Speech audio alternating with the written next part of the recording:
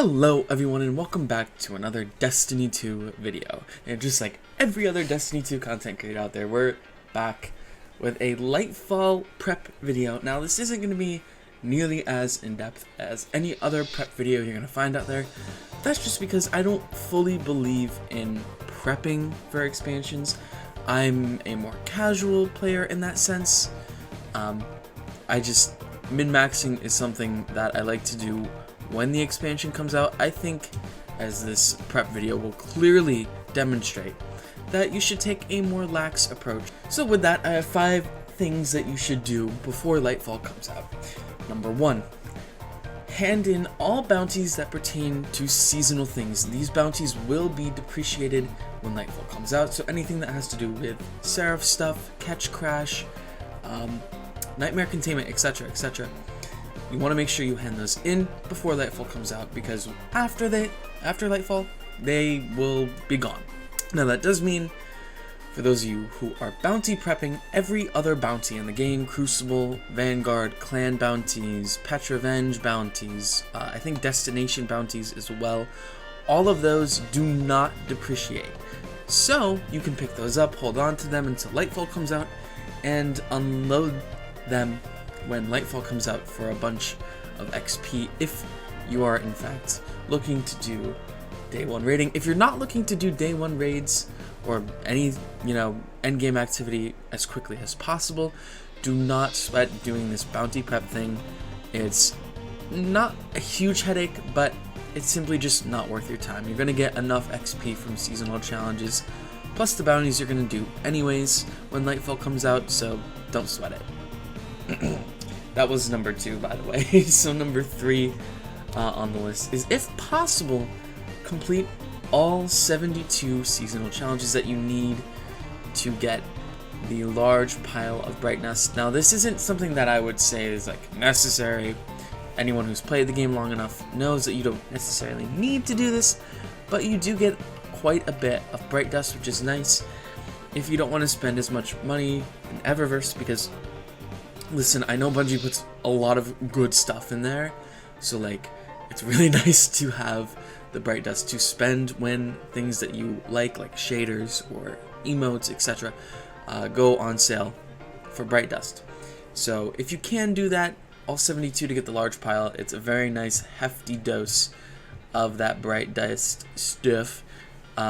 If not, do as many as you can. There are some of them that give you a little bit of bright dust, so in the end it's still worth it to do a few, and you'll get some done naturally anyways if you're just playing. So if you haven't completed the quest from any of the following, or anything pertaining to these activities, make sure you do. So things that are getting vaulted are the following: Vox Obscura, the Seraph Shield Station mission, Nightmare Containment, Catch Crash, Expeditions, Hideouts, Sever missions, right? All of those.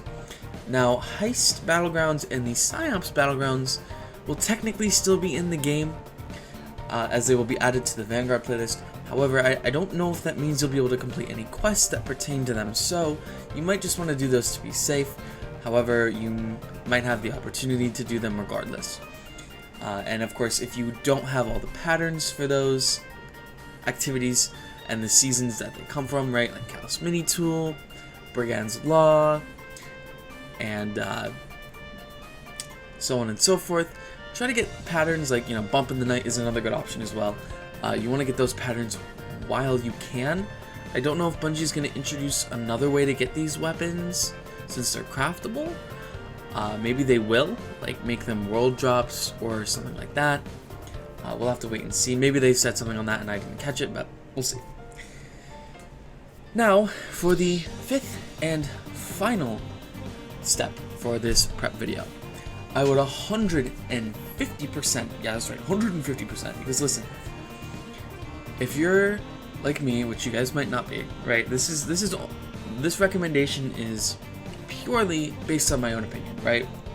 The rest of it, you should try and do what you can before Lightfall comes out. But I really think you should be taking a break right now, especially if you've been playing the game a lot recently. You kind of have to, a palate cleanse yourself. right, from this game, from Destiny 2, so that when Lightfall does come out, then you'll enjoy it more thoroughly, right? I think that works for me a lot, because it really is a lot of content with these larger expansions, and we get them only once a year, so it's really nice to take a break from Destiny, come back and enjoy this game. I mean, Destiny is going to be changing a lot with Lightfall 2. I mean, we have subclass changes, we have UI and quality of life changes, we have a whole new subclass, a whole new environment to explore, a new raid, right? New endgame activities. I mean, there's just going to be a flurry of content, right? Some that we're not used to with these smaller seasons.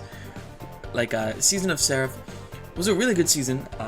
Eventually, I want to do a season ranking video, but I would definitely rank Season of the Seraph either 1 or 2 out of the 4 seasons we've had this year, because the content was not just good, there was a lot of it, right? You had the Battlegrounds, which felt a lot better than Catch Crash because of the 6-man activities like that just make it so difficult to do stuff. I am not a fan of it. Expeditions were a little bit better, but they were kind of gimmicky with how it worked and whatnot. Anyways, let me know what you guys are doing for prep for Lightfall, and I'll see you guys in the next one.